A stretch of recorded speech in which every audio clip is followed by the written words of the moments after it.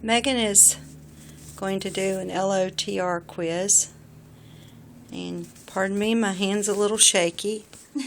But first question. Well, I have to introduce you. My mother is going to be my camera lady.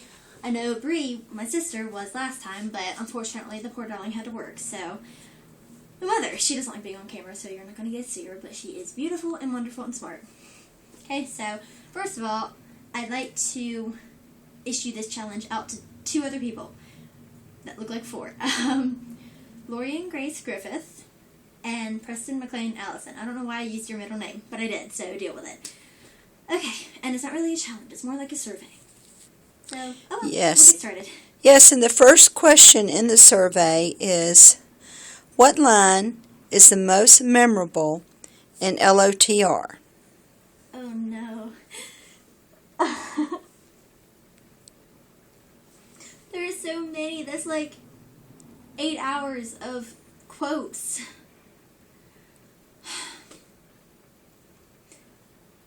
Sam in Osgiliath when he's telling Mr. Frodo about the great stories. And I love it because he's not trying to be heroic or brave or anything. He's just trying to make Frodo feel better. And he doesn't mean to do that, but he does, and it's beautiful. So what, could you give us a little bit of the line? No, I can't read it. I can't do that. I will butcher it. Sam can only read that line. Okay. I'll look it up. All right, well, a little bit lighter question. Who is your favorite dwarf? Oh my,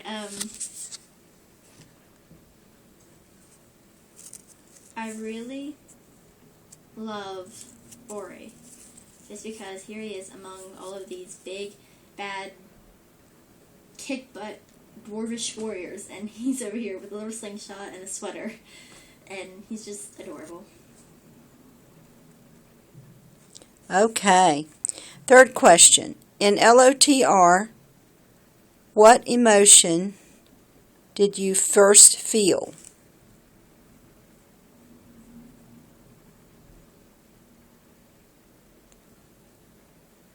Well, when I saw the first, like, my first emotion, wonder, because here I am, watching this thing, and Galadriel, Cate Blanchett, comes on speaking Elvish, and it's just so beautiful, and it's just like, oh, what am I watching? And it's just, it was wonderful. Okay, and moving on to number 4, what Tolkien books have you read? Ooh, that's a list.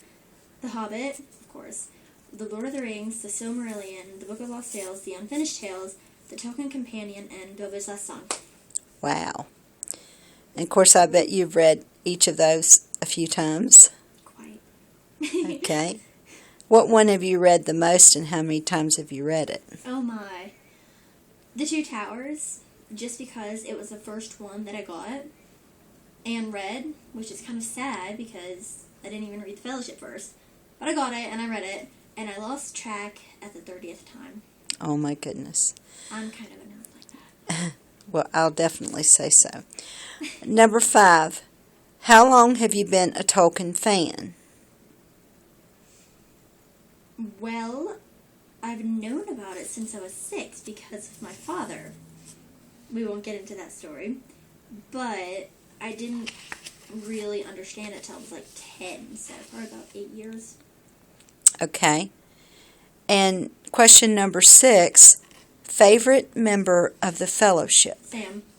Oh. Sam Life Gamgee. Okay. And number 7, which of Bilbo's scenes is your favorite? There are so many. Oh my goodness. All of them? That's kind of cheating. Well, I'm a cheater.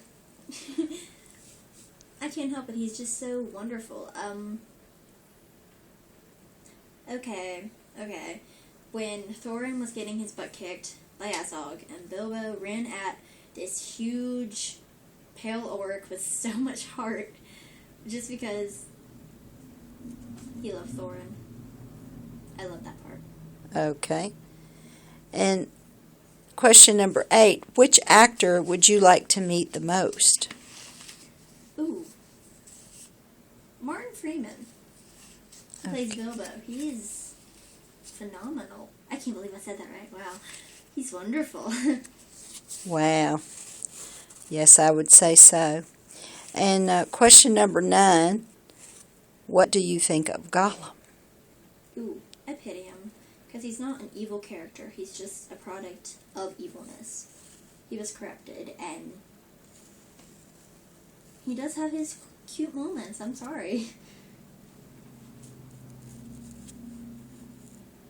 Yes, he does. His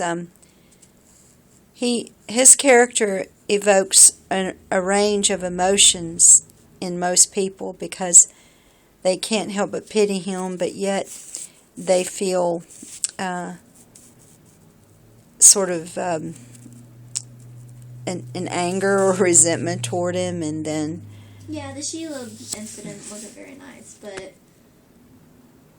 I just really pity Smeagol because he was kind of overtaken by Gollum. Right. Yes, definitely. And speaking of battles, what would be your choice of weapon if you were in LOTR or The Hobbit? Me carrying a weapon. That'd be disastrous. I am horrible at fighting, but if I was good and I could pick any weapon, I would do 2 daggers and an army of dwarves. I think I'd just pick Gimli. He would be enough. And maybe we'd see if Legolas could go with us. Okay, have to think about this one. Oh no. We live in a place that's almost heaven, but if you lived in Middle Earth, what part of it would you want to live in? No.